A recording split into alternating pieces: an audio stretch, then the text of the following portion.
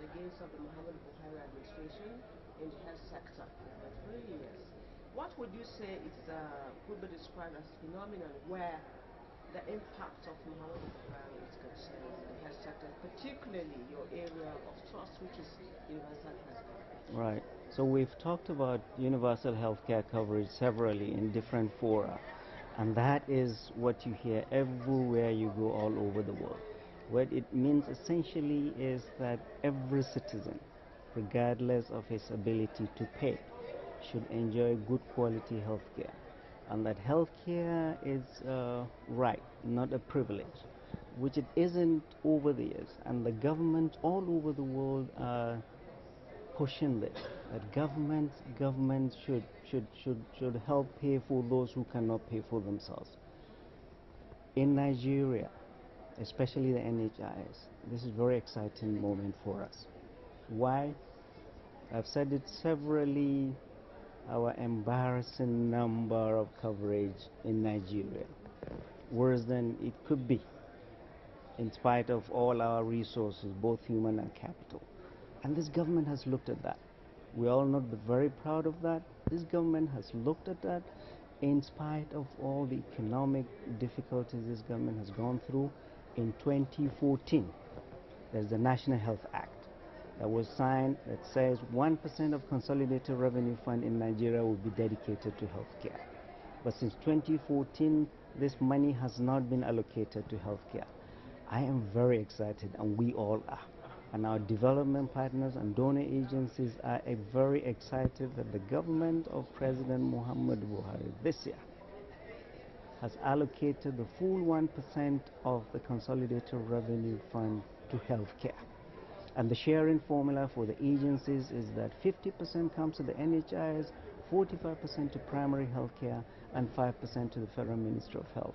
I can speak for the NHIS what the Act says we should do with the 50%.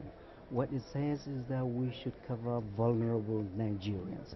Who are vulnerable Nigerians? Especially pregnant women, children under 5, the aged, the disabled, and those who cannot pay for themselves. For us, this very exciting moment in the sense that we are getting out of Abuja, we are getting to all primary health cares across all the 6 geopolitical zones to cover them.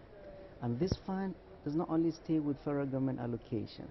With the federal government putting money into this, development agents and donor partners are encouraged to put more money into this for us to go into all the villages, all the cities across this country to cover people that cannot pay for themselves.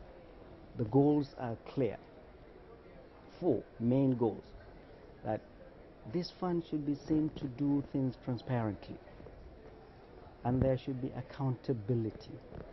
We all insist, all leaders of the health agencies in this country are insistent on whatever money comes into our coffers, we need to be able to account for that.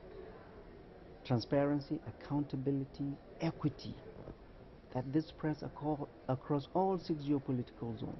This is the first time. That's why we're all excited. Does not mean because Bayelsa has 11 local governments and Kano has 44 local governments, Kano will suck everything. We are looking at needs, we are looking at to touch all 6 geopolitical zones. Number 4, importantly for all of us, is that we want to ensure that money reaches the front line. Where is the front line? The front line is where the money is needed, down to the primary healthcare clinics. NHIS is working very, very closely with National Primary Healthcare Development Agency and our parent ministry to make sure that we don't work alone. We work as a group, like this government wants us to do.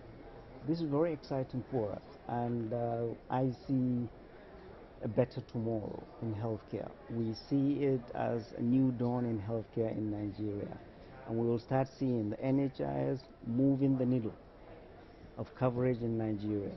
For us, there couldn't have been a better time than now. That's why we're here.